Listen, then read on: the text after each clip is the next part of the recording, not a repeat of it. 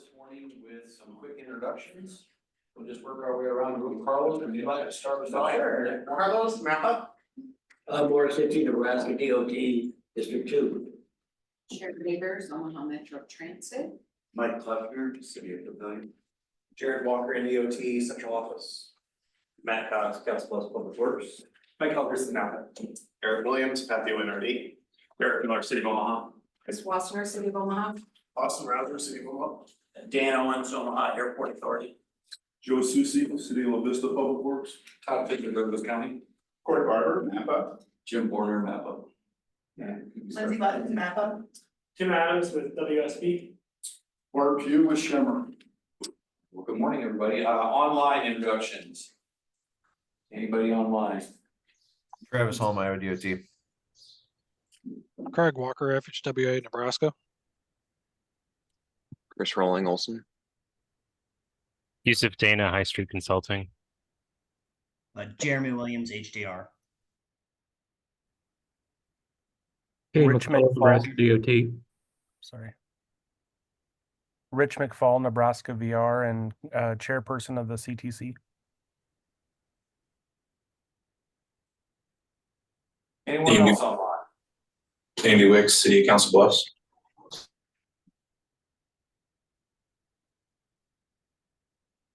Okay. Assume that's everyone. Item A, for an action item, we would like to approve the minutes from the June meeting. Those were sent out. Any comments, questions, anything on those minutes, or do we have a motion to approve? Motion approved. Second. Motion and a second. All those in favor of approval of the minutes from June, say aye. Aye. Opposed, same sign. Passes.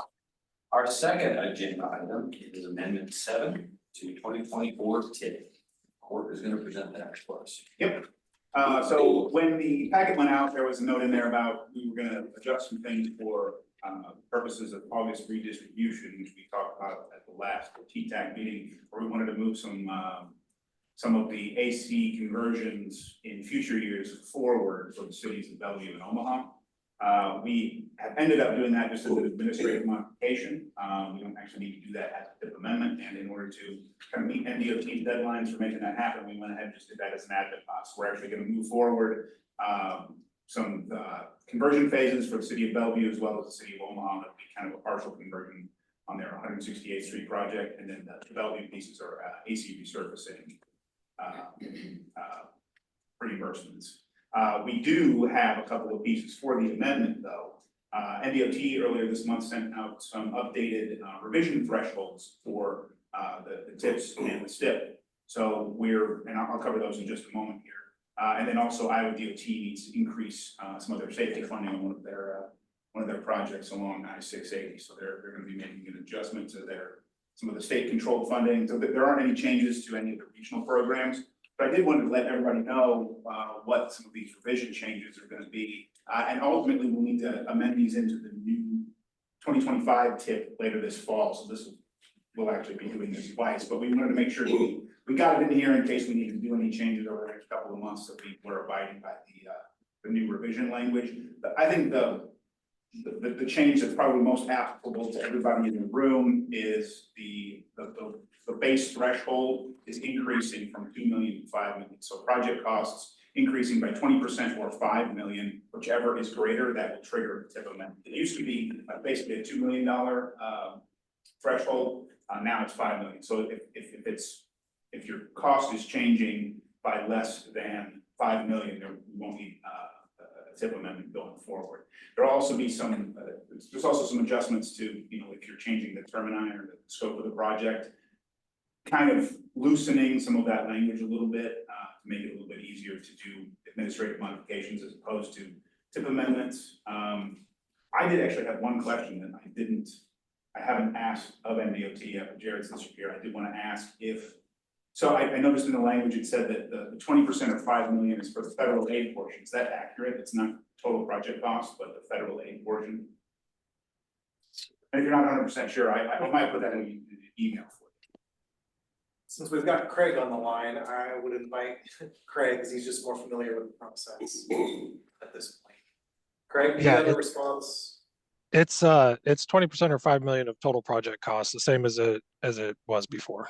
Okay, all right, yeah, that's how we have it in the tip now, and I just want to make sure that I was capturing that appropriately. So I'll make sure that it says total project cost, not federal rate. I think I've got our total costs here. All right.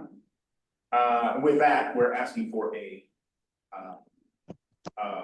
motion to recommend approval to our board, amendment 7, 24-7. I'll make a motion. Second. So we have a motion and a second. All those in favor? Aye. Any opposed? 7 to pass. Move into discussion items. And first one is item C. So Jim is going to talk about State Street Patrol. Absolutely. I'll just do a quick intro and let you know that we are coming to you for the second of 6 times through the process of our Safe Streets and Roads for All planning, and I'm going to turn it over to Tim. Awesome. So you guys might remember me from last time.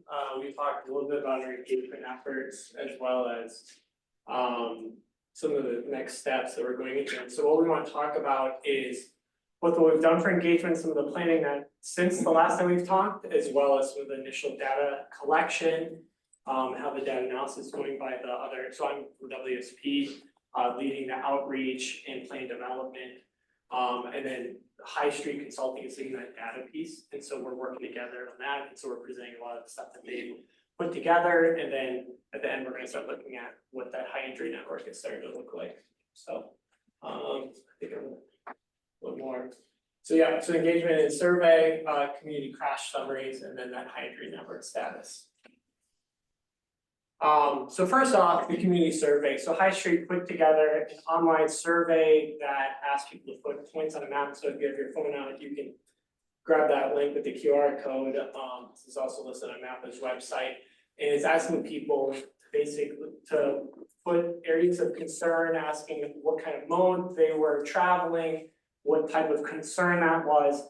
It's about 4 questions with, I think, 2 optional identifying questions at the end if they want to, us to contact them about their concerns. So as you can see, we have the map. We can drop a pin, and then there's a road or intersection, really important for us to start to map if it's the solutions are very different for a road or segment, and then demographics are all optional as well. And then if we want to follow up, it's going to give us their email. So. But yeah, that's going to be live for the life of this project. We're really going to push it out on all our community engagement events we're doing, as well as social media, and then it might live past the planned adoption to keep collecting that, because it's going to be an ongoing process. On the next slide. So where we are in this timeline, about 4 months has gone by in the comprehensive safety action plan process. You can see where we are with the TTAC meeting here. And we've been starting the data analysis started at the beginning and well into it. We've done a lot of the data analysis lift up to this point is getting the data sources from the Iowa side, the Nebraska side kind of matched up, because there's small differences, and we'll see this later. For example, as simple as classifying youth involved in a crash between some, like Iowa does it between 7 and 18, and Nebraska does it between 8 and 17, for example. Things like that we're sidewalking between the data and connecting that, making sure we can use it all as one region. And so, yeah, we have a long timeline ahead of us with engagement activities, which is on the next slide. And so we're going to go to a link here in a second, but overall, we'll have 10 booth events across the metro area. There'll be 12 community presentations and focus groups. This is really when we get invited to come into existing groups that are meeting, talking about subjects that may be adjacent to this, but they want to hear more. 20 one-on-one meetings, so with people in our community that have really deep questions, that have their own influence network that they can bring this to, and then as well as 4 open houses. This will be the same open house content, but at 4 different places around the metro area, making sure we get good coverage. And then I believe we have a link that we can see kind of what these dots mean. Perfect. So, and Lindsay can help me with the colors to help make this map. But the green ones here are the ones that we have booked. So we're gonna be at Carter Lake Days on the 27th. Then out in Council Bluffs at their farmers market. These orange ones we are waiting to book, and then these purple ones we've contacted, we're looking into. And something I'll note that, and these are all for booth events, and one or two, I think, focus areas. But you'll see that there's areas maybe missing that we're not really looking at, and something that MAPA wanted to do was make sure that we're not overlapping too much with the Omaha Vision Zero Action Plan and their engagement efforts, which we had a lot of events part of that effort in this area. And so making sure that we're getting the rest of the region outside of what was done there, because we want to make sure these plans are kind of mirroring it well. So you see in yellow where Omaha Vision Zero Action Plan does a lot of their events. And then we also have looked at other events. I think Lindsay will pop this one on that they're already booked up, so they didn't have room for us, but we're looking across the region. We looked to do some events in Gretna, we still are. So, and that's those dots. So we're still engaging with those communities and getting events to talk about this process all over. So all I would add to this is that if anyone knows of or has connections to events in Gretna and Papillion and some of these other areas that we're missing coverage, you can kind of get in touch with us and let us know, and we would love to set up a booth at your event. So we've got WSP scope to do about 10 of these. As you can see, we've got 3 of them booked, so there's still flexibility on the other 7. And if we go over 10, then I mean, MAPA staff is more than happy to just do those on our own. So you can never have too many. Let us know if there's something on here missing or if you have an idea.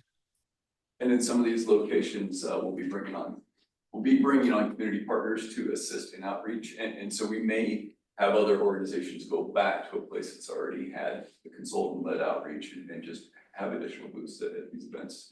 Farmers markets, for example, music in the park, activities that kind of occur. We'll look to get as much coverage as we can. Yeah.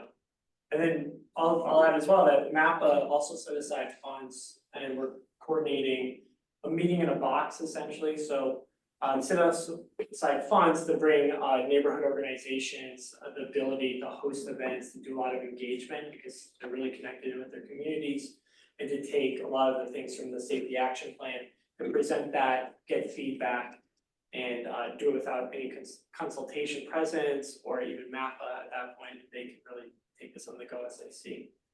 So a really good engagement. Awesome. So crash overview. So we're looking at 5 years of data, part of this effort from 2018 and 2022. During that time, there were over 80,000 crashes that happened within the MAPA region. And just a reminder, the region that we're looking at is particularly Sarpy and Douglas County, as well as the 4 Iowa municipalities of Carter Lake, Cleveland, Crescent, and Council Bluffs. And then just about 300 fatalities during that 5-year period and over 2,000 serious injuries. And I'll highlight that we look at both fatalities and serious injuries. A lot of times the difference between a fatal and a serious injury is chance. And a serious injury is classified as an injury. There's 3 different classifications from minor to serious. And serious are ones that there is a lifelong effect from that injury, where if you lost a limb and you can't walk the same anymore, or if you experience a traumatic brain injury. So those are the things that people are not going home the same as before the crash happened. And you can see that over those 5 years. So it's staying pretty stagnant. And our goal is 2045 or 2040 for our zero in this process. On the next slide, before we get into the data, I want to go over data gaps. Kind of what we're looking at when High Street has done a lot of this work with conflation issues, bringing in the data from both sides of the river. where are we seeing good data, fair, and poor? And so something all, this minor attributes here in the model inventory of roadway elements, this is from the US DOT. It's basically about 30 or so attributes that they really are pushing areas to states to collect as a standard, so that we can make informed decisions on what we implement our roads to respond to a data-driven approach. And you can see how to put this together, where we have really good coverage, where there's fair, these attributes of roadways, like lane width, median type. So this is, we have gaps in the data, it's not consistent everywhere. And then where we kind of have poor coverage, where if we wish we could have better coverage of this to make more informed decisions. But we're able to supplement, as you can see, from like Strava, we can get headed by ADT data, INRIX for the speed, and other third-party sources. Any comments or questions on that one? So, I'm not sure we can best move that, maybe off to the right a little bit, because we can get a lot of titles on the left. Driver characteristics, so getting the data, overall, this is a pretty basic graph that. I can move things around, but I'm gonna end up moving everything around. Oh, you're fine, don't worry, I'll dictate where you can't see. If the Microsoft outage, take this down, so we've seen this, tables like this a lot before. You're good. Try clicking on the green thing at the bottom. If you go to the more, there's a hide floating presentation controls. So right there. There you go. Oh, sorry. So you've seen this before, and we're able to parse out the data, for example, with these age groups. We can see that 16% of our total licensed drivers are in this 14 to 24, but they make up 21% of our all crashes and then 22% of our fatal and serious injury crashes, that's KA crashes. And we can see that we're gonna talk a lot about representation ratios when we get into this. That really gives us a really quick and precise view of where things are overrepresented in the data, and we can concentrate our efforts. And then you can see here, it really stands out, you can circle this box for male, because they make up 50% of registered drivers and about 40% of crashes in total, okay, about the same. But when we look at serious and fatal injuries, they make up 63%, right? So that's a high overrepresentation. So that's indicating to our team that we need to look at them as a focus area and figure out what's going on there so we can dive deeper, and as well as put countermeasures together, recommendations for that area. So as you can see, female driver is underrepresented, right? Safer drivers overall. So and then the next slide. Yes, that's it. This is just some highlights of more driver characteristics. Same thing with that representation ratio. Unrestrained adults make up 38% of crashes. When we look at just KA, fatal and serious injury, 65%. So almost double, right? If a crash occurs, you're almost twice as likely, if there's an unrestrained adult, for that to result in a fatal or serious injury.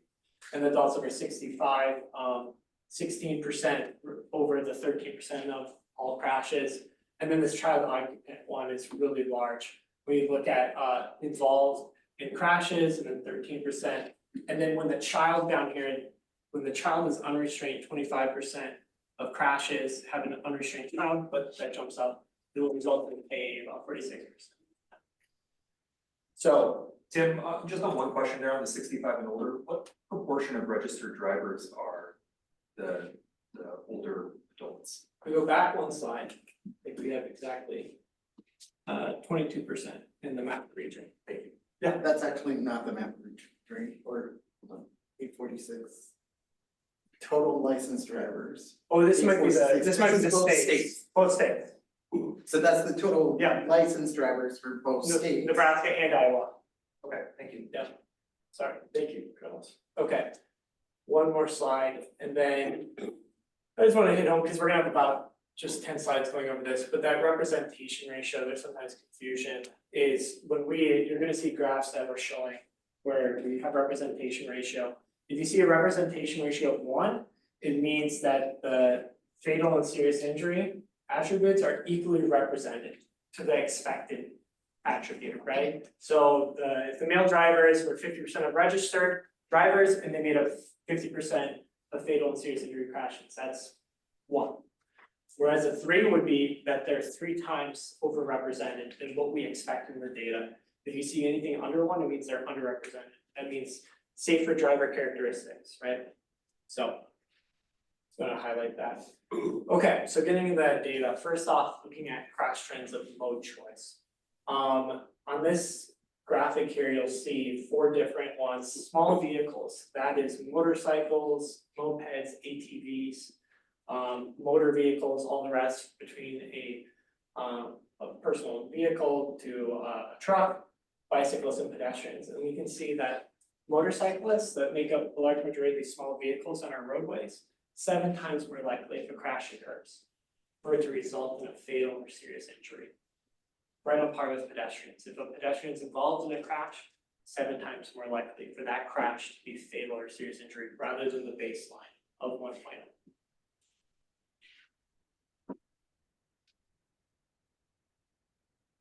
And then when we look at roadways, we parse this up into 2, 4, and 6 plus. We have streets around the region that are 10, 12 lanes even. But we see that those the streets with 6 plus lanes are highly overrepresented in the data. But when a crash occurs, a fatal or serious injury is much more likely. And then these 2 lane roadways are a lot of our local roads. We're going to be looking a lot more into roadway classification, volumes, volume to capacity, but about half, 50% less likely to result in fatality compared to the baseline if it's on a local road. Are these, when you're classifying a 4-lane road, does that include like a 5-lane section that has a 2-way left turn lane? Joseph, are you on the line? Do we? This is representative through lane, so the middle lane's not represented in this. So those 4 lanes could have a center turn lane. Thank you. And so Joseph and his team put this on a map, and this is kind of preliminary data, and we'll be able to show this in a really polished format in the final plan. But if we look at those roadways with 3 plus fatalities and serious injuries by the number of lanes, we can see them start to pop out. And on the next slide, we look at a higher threshold. We can see where that is around the region, a lot of interstates and expressways. And then going to the next slide, these are roadways with 7 plus fatalities, serious injuries in our region. Let's Dodge, I-680, Center, Northwest Regional Highway. These numbers are all just total number, not per mile. Correct. Yep, this is a broad number. This wouldn't be. That's normalized by track. Yeah. Doesn't account for the number, the volume of trucks. So a lot of these, right, the I-80, 680 would drop off if we balance it out for the volumes. Which is an interesting conversation, right? Because, I mean, 10 plus people are dying per year, maybe on one roadway, but it's balanced out. That's why a lot in Vision Zero, we try to get to 0, even if it does have a low ratio compared to the volume on there. It's still a problem, but. So getting into other trends, lighting. We know that unlit areas have a higher proportion likelihood of fatal and serious injury crashes. I like to say that all this data really leads us to hone in on where the problem is and then to dispel kind of the noise, right? So then we're able to concentrate on, now from this, we can start looking at, okay, where are areas that are unlit? Do we need a lighting action plan a part of this? How are city policies oriented around when streets are built or redone? Are we looking at the lighting policies, around the region, things like that?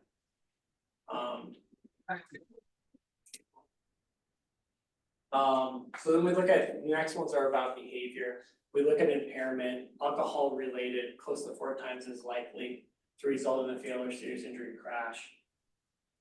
This slide is just alcohol. We're still processing the different types of impairment because the police, they record if it's sometimes emotional impairment, they can record if it's other types of drugs, but right here is just alcohol. And then occupant restraint. This does not include helmets, I'll just note, but we know that when there is an unrestrained occupant in the vehicle, you're close to twice as likely to result in a fatal or serious injury crash. In 2023, 45% of traffic crashes in Iowa are unbuckled. In Nebraska, it was 74. I will note Nebraska is third worst in the country, behind only 2 other states for unrestrained use. Huge problem.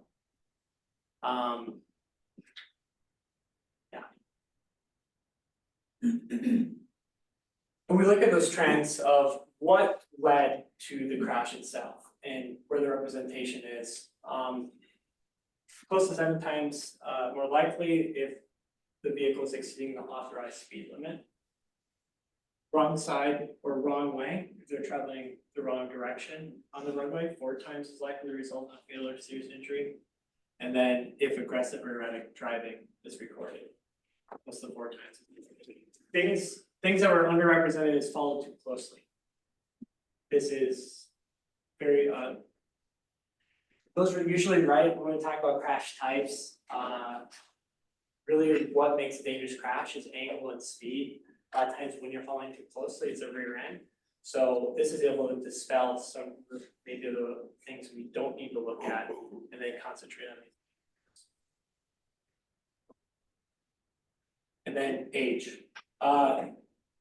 Good news, when the driver is 65 or above, way less likely. So the other side we saw is overall the occupant age. So we know that children and elderly have when an impact does happen, the severity of the injury that results is usually higher, harder recovery, more chance of fatality. But when the driver is older, usually they're much underrepresented, safer drivers in general.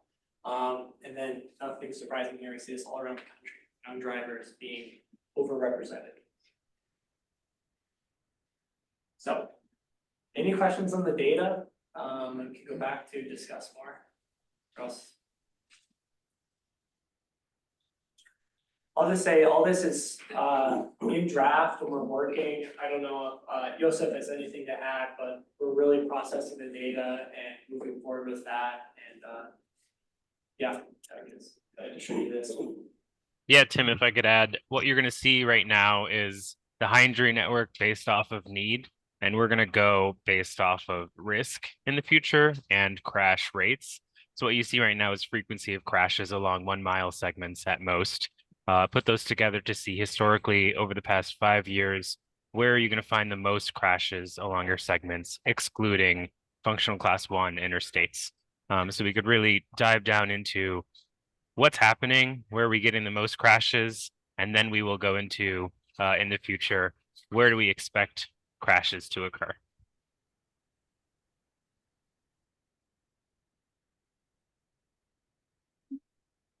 Jim, did you want to talk about the Hungry Network? Or? Sure, absolutely. So not to repeat anything that Yusuf just said, but what we're looking first at those crashes. So we developed a lot went into this. So this is on that conflated roadway network that Tim spoke to, and then those crashes assigned to those segments and those intersections. And you know, so that's just a starting point. Absolutely, there are plenty of attributes assigned to both those crashes and the roadway characteristics, and then the team will go through and identify those things and kind of work through with us. How do we want to weight those through the crashes as we talk about risk, and then begin associating, as Tim mentioned, you know, what are those countermeasures, what are those projects or policies that can be used to approach what we see as our high injury networks and our areas to focus on.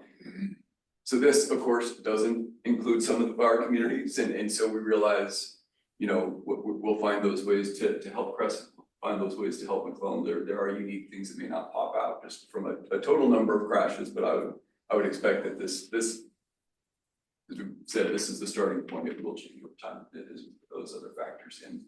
We will be holding, the consultant team will be hosting a high entry network workshop with us to really kind of fine tune this, and we're looking to do that in September.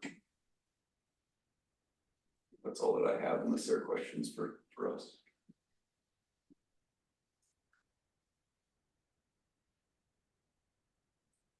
All right. It's interesting. Can you go back 1 second? Hold on. The other frequency map based on lanes, right, was more on the interstate, and this is not as much. So we are excluding the interstates on this high entry.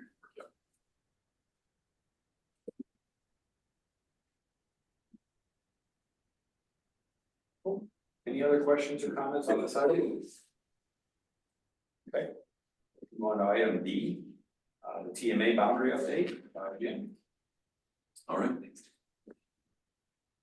All right, so now you can see RPA 18's brand new branding, and really, I borrowed these slides to show that there is a connection between the things that this committee does and our partner organization, RPA 18, is a planning organization in Iowa for 4 counties outside of our TMA, and so our boundary, of course, becomes RPA 18, a portion of RPA 18's boundary as well. So we've had approved the adjusted urban area boundary through the census process, and we are really kind of working on finalizing our TMA boundary at this point. We have a couple rules. We have to include all that adjusted urban area boundary, and really, for the most part, we have to come up with a boundary that fosters that effective planning process. And this is how we work with RPA 18 in our planning at the MPO. I'm going to the next slide. So we looked at a couple things. We'll zoom into this a little bit quicker, but over the past 10 years, there have been changes to municipal boundaries in Iowa. Crescent extended a bit, as did Underwood, and actually encroached into our TMA boundary. Some of the work that we have to do, really that boundary division assigns planning funds, and that's done on a population basis. So a lot of the work that we're doing with RPA 18 is coming to agreement on the population within that adjusted boundary. Look at the next slide. So here's what we'd like to do in a nutshell. We're proposing in the upper left to basically bring on 1 census block that includes all of Crescent. We'll remove 6 census blocks, I believe, that kind of walks us back from Underwood and maintains Underwood within RPA 18. And then there's some minor adjustments along roadways that form that boundary. Go to the next slide. So in a nutshell, this is for information for this group. Here we'll bring it for approval next month. There's an app, and rather than have court go to another tab again, we'll share it out with you. It steps through those areas and kind of shows for Iowa, the big picture is we're making sure we're closing all of the roadways that are in that border within the TMA boundaries. So the TMA would be responsible for and manage projects that are inside the MPO, with the exception we are working with Potawatomi County, Applewood Drive, along portions of the county border. It does form the border. There's maintenance agreements there, so we'll make sure that the boundary matches those maintenance agreements appropriately. The only other point I would note is after the 2010 census, for those of you who were here, you may recall we added a small few square mile portion of Cass County that was part of the census's urbanized area formula. With the new formula, because it changes every 10 years. That area of Cass County is no longer part of the urbanized area. So on the Nebraska side, our urbanized area boundary will just be the county boundaries, which is functionally what it had been. That small piece of Cass County had very few public roads within it, but it was part of the urbanized area boundary. And as Jim noted, our TMA boundary has to completely enclose that. So with that change, that's probably the most significant change out of this, other than, as Jim pointed out, aligning this more with census geographies to make tabulation a lot easier. Are there any questions?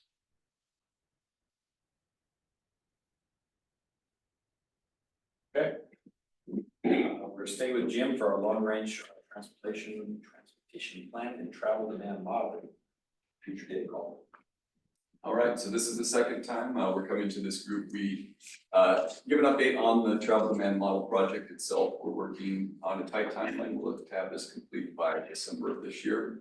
We received input from many of you. Thank you for that on projects that would have changed the model network or made adjustments to roadways that are already on it between 2015 and 2022. The team has done some extensive work adding traffic analysis zones that allows us to be a little bit more precise, is probably not the right word, but be able to take into account that kind of future population, that future traffic at a bit more of a discrete area. A lot of these are within the urban areas of Council Bluffs and Omaha, but there's also a pretty significant growth that supports the Western Sarpy Transportation Enhancement Plan, so that future road network, and making sure that we're modeling that appropriately as they finalize that project once the model is done. So we've incorporated, and we've got some maps here. I've got assigned one, and we'll have one for Sarpy County. NDOT has gone through and made a couple changes, really. The riverfront park areas of Riverfront Drive, there's some work on Burt where another block was vacated for construction, and just some cleanup on a couple other roadways. So that's our baseline. That baseline will go into this app that I'm going to preview here in a moment, and we'll look for any other future functional classification changes you want. We can do this at any time. Right now is the convenient time to do it, and it really kind of matches up in particular with your 2050 projects. So we can do it based on two things. One, if that roadway is already functioning at that level, you can put it in there, or you can put it in there for proposed. So say you have a roadway, a project within the next 5 years, it's in the tip, and you need, would like to use federal funds, for example. If you need that classification change, this would absolutely be the time to put that project or put that functional classification in. And even if it's a project, we'll do it at the same time. So we'll go to the next slide.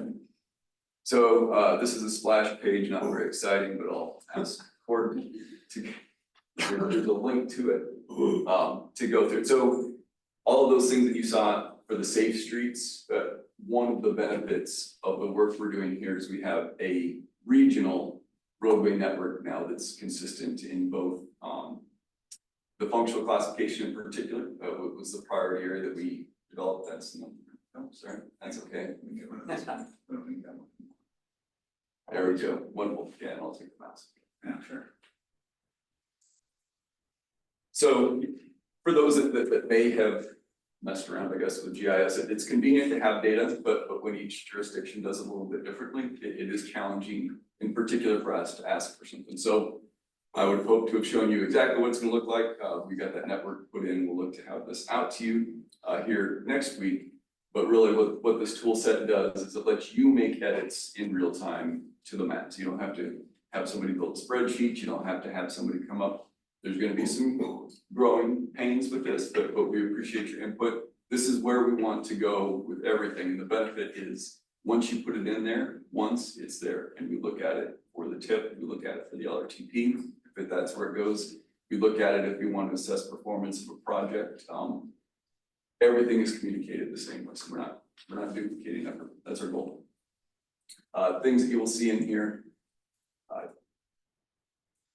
All the existing TIP projects will be here for reference, and then really what we're looking at are these future road projects. These are items that projects that HDR collected from 2015 to 2022, where we thought we were going to finish these projects in time to go into that base network. And as we all know, unfortunately, kind of projects over time do get extended. So there's some cleanup work here, and we'll showcase some examples. So 36th Street, for example, is here, completed the first phase in 2023. So that's going to go in that future road projects bin, and we'll showcase that as an example. And of course, the second phase has just started a couple of weeks ago. So more to come. What we really hope for and really ask your assistance in, even if it's not you, if it's other staff, if there are questions, reach out. The tool won't work perfectly the first time, but we definitely want to get it to a point where this is how we communicate, this is how we do our planning, because I think that there will be benefits for both MAPA as well as the jurisdictions. Any questions on that portion?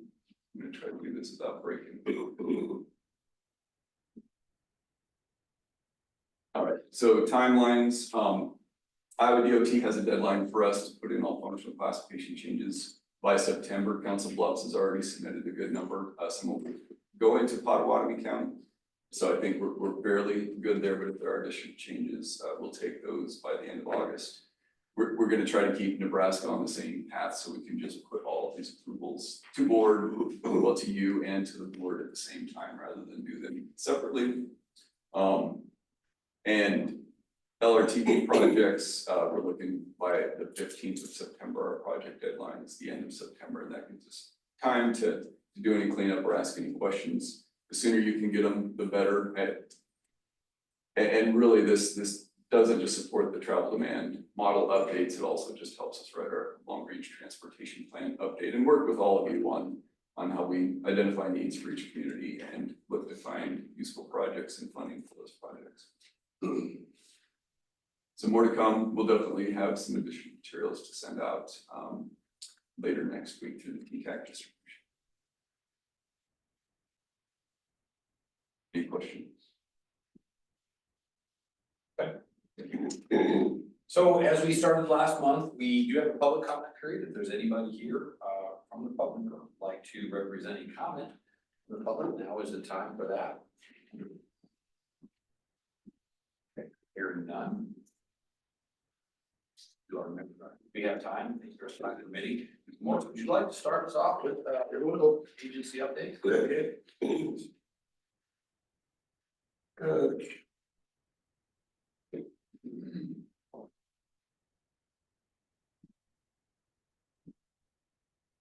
Okay, let's see. The North Freeway, Hamilton to Fork. They're decking Hamilton Street Bridge. They thought they may be pouring the deck next week, but that's not gonna happen. A couple weeks to pour the deck. And at night, they're doing the milling on the northbound, from Hamilton to,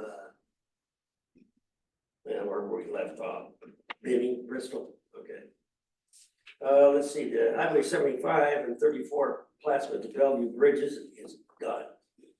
And the Platte River Bridge Trail, the bridge is completed and they're installing ornamental handrail and pedestrian fencing. So that'll be finished here shortly, I would think.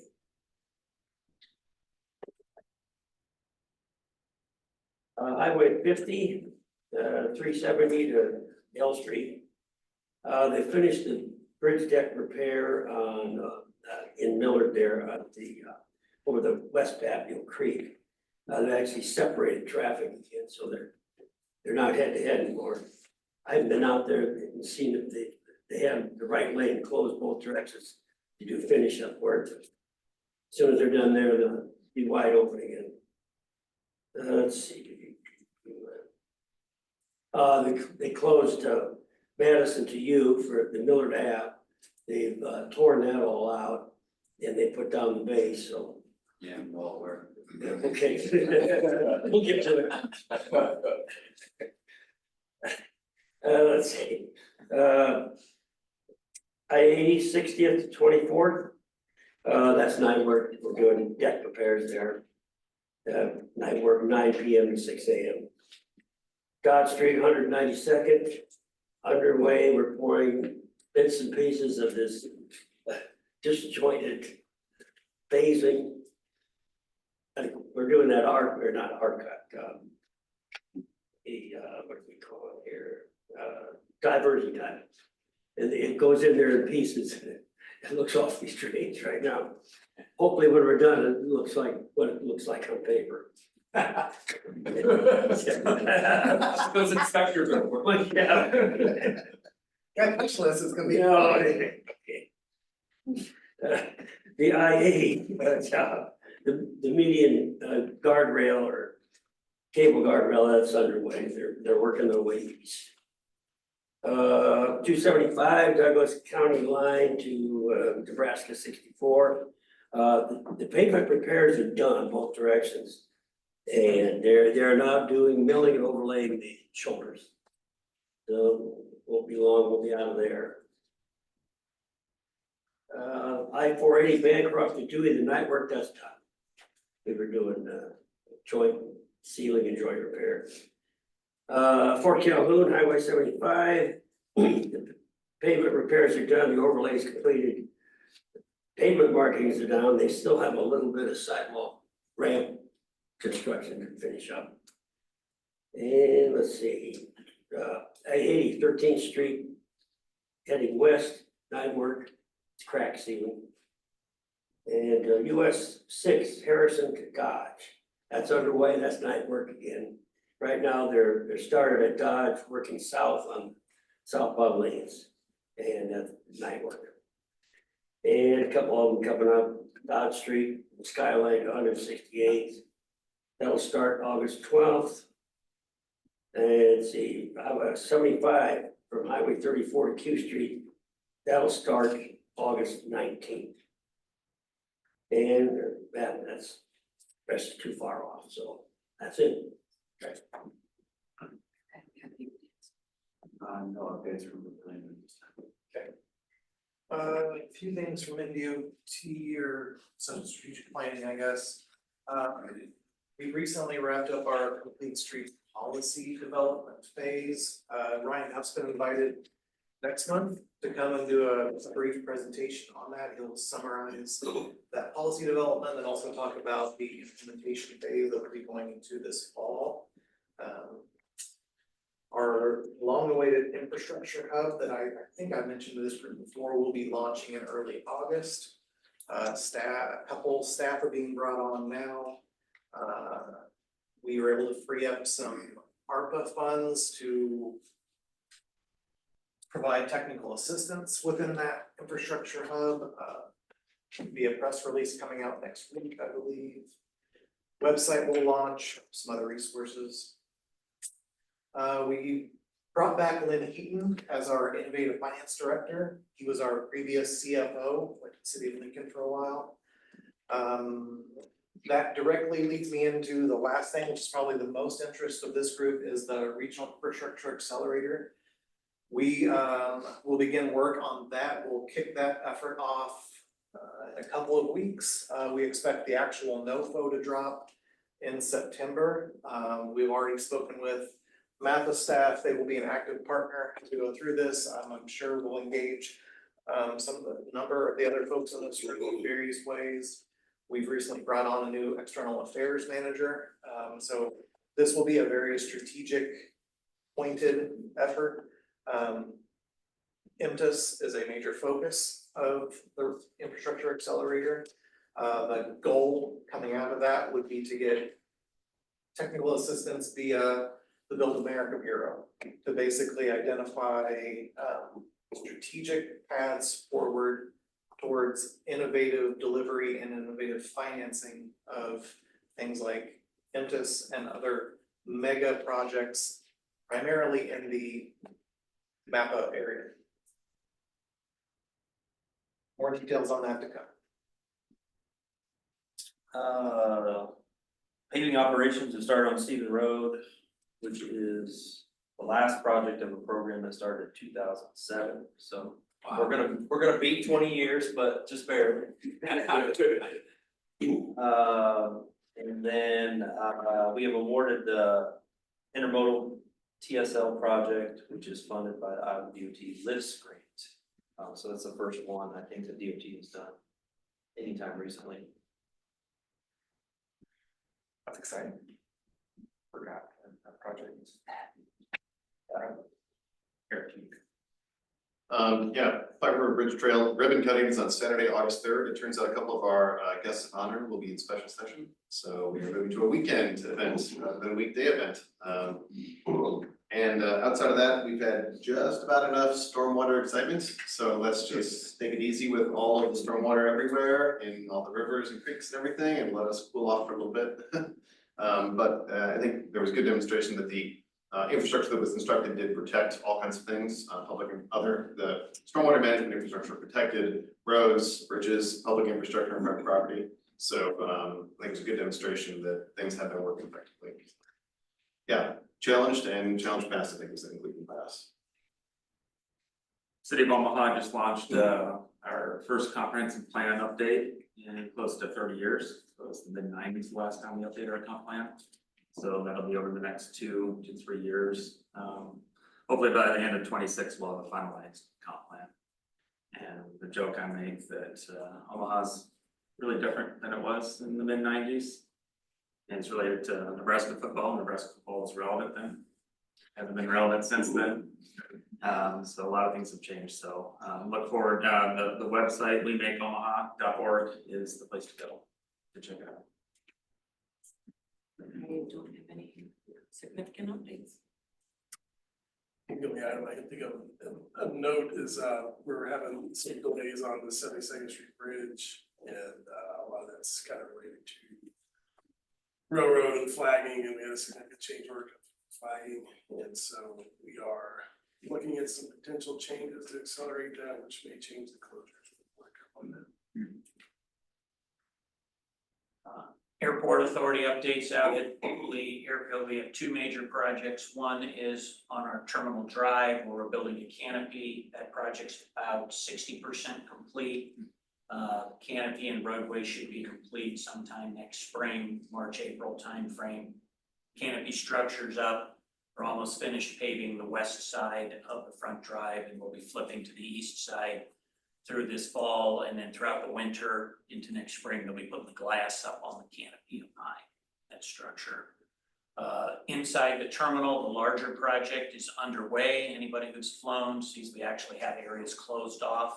We're rebuilding part of the front facade and elevators and stairwells in the front part of the terminal. That's so we can blow out the middle of the terminal to build a high open structure where the future TSA screening is going to go. That'll be about sometime early next year, or maybe in the spring of next year when that'll happen. But from building code standpoint, we have to have some stairwells and elevators in that are going to be demolished as part of that. So, and also our central utility plant, which is part of that, the steel started going up this week, and that should be done same time about February or March next year. And that allows us to blow out the middle to build that center part, because our existing utility plant is in that center portion. So work is going well, we're on schedule, and we're continuing to submit for some federal grants to pay for part of that through the bipartisan infrastructure law. And we'll do that over the next year or 2. There is some discretionary funds available for airport terminals, so we'll continue to put in for that every year. That's it. Yeah, I see you had record travelers last month. Record travelers last month. We got our first time over 500,000 travelers in a month. So we're up about 6.5% for the year this year. So it's people are traveling. They're going and keep going. City of La Vista, the 84th Street Trail Project from Harrison to Giles, which is part of the first phase of the streetscape project. That is in 30-day comment. It's due to end on August 5th, so it is moving forward. Sort of running parallel with that, we will be demolishing our city swimming pool into the swim season to get ready to put an underpass under 84th Street, starting in the spring of 25 construction season. Only other transportation related stuff is just some residential paving. Finished up another round of UBAS in a subdivision and doing a couple of mill and fill projects right now. 222nd Q roundabout is ready to be open to traffic, but we're waiting for OPPD on some permanent lighting, about 4 weeks on that delay. 168th and State, we're about 6 weeks into an OPPD delay on that project. It's way behind schedule. 216th and Mount Michael, we're about 8 weeks delayed because of Lumen on that particular project. So the reason I'm sharing the delays with you is Monday, we're going to take a bit of an unprecedented step. We've informed Lumen that as of Monday, their time has run out, and we are going to relocate their utility for them. And I'm predicting that there's a high likelihood that there's going to be a loss of that utility in the course of that action.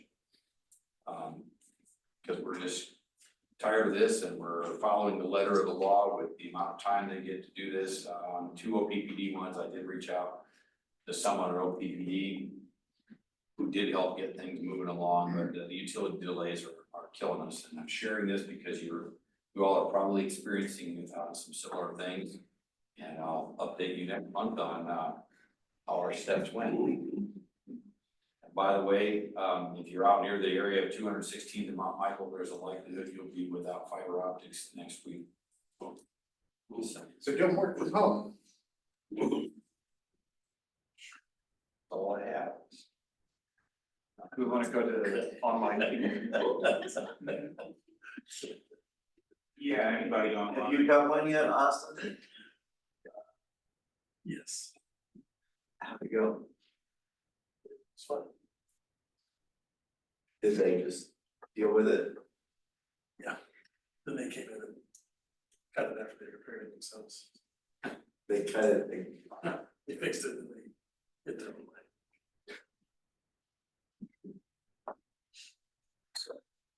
Is it safe to say I'm looking forward to a fun week next week? No.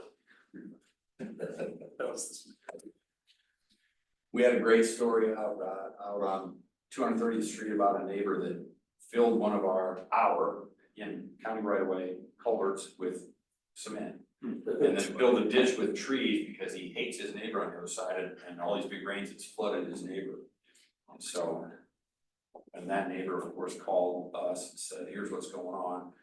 We had 2 officers out there this week with our crews because of the landowner's threats. And twice they had to get out of their vehicles and go speak with this landowner so that our guys could keep working. So it's fun. But we got the ditch cleaned out. And we have a certified letter informing the landowner that if he does this again, the next time the cost will be his. It's all on right away, so interesting stuff. Well, barring any updates from folks online, just a few MAPA updates.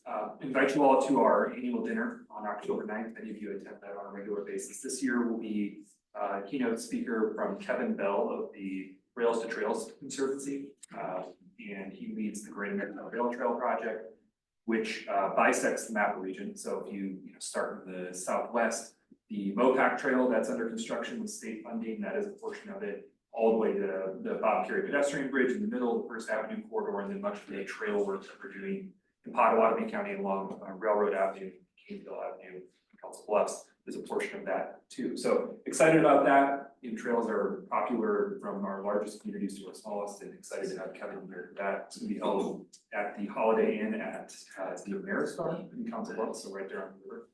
So come join us on October 9th.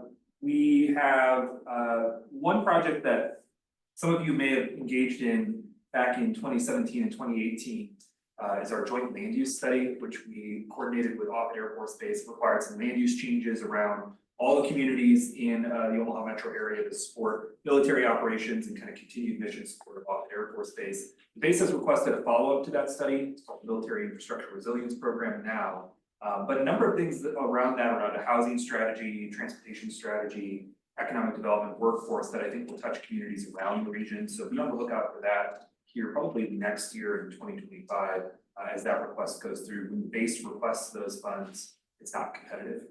We were to request those funds on behalf of the region, it would be. So having the base's leadership and buy-in on that is a huge effort. And then one other note, Congressman Bacon is going to be visiting the MAPA offices in Metro Transit next week. Talk about infrastructure investment, the infrastructure bill, conversations are starting in Congress about reauthorization. So we're going to talk to him a little bit about some of what we've seen during this implementation and the acceleration of really federal funds available and some of the challenges that we've seen here locally. So if you have any comments, questions, updates you'd like us to deliver to Congressman Bacon on that front, let us know. We're happy to do that next Friday. Okay.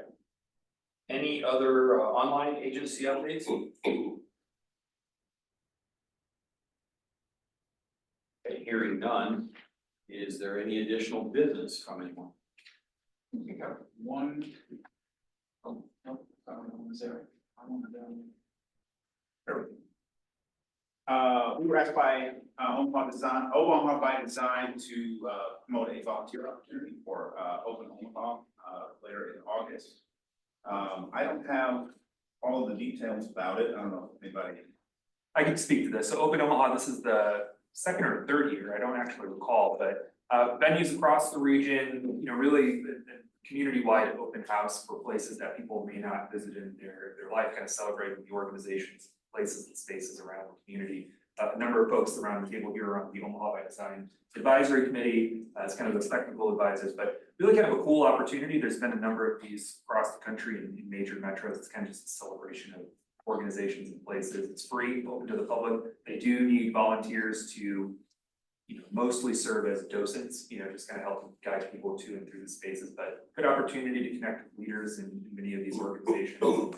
Host sites around the region, I think some communities like City of Pavilion is hosting their city hall and the renovations done and the historic preservation work that was done there to revitalize that office space as well. So places across the community, many of our members encourage you to at least check it out or volunteer your 18+ family members to volunteer. Good. One, that's fine. We've just confirmed, we're going to host on behalf of Federal Highway a technical assistance on the manual uniform traffic control devices, as you're well aware. The 11th edition is coming into place, so on October 22nd at the Council Bluffs Public Library, we will be hosting a day-long session. We're looking to 25 to 30 attendees.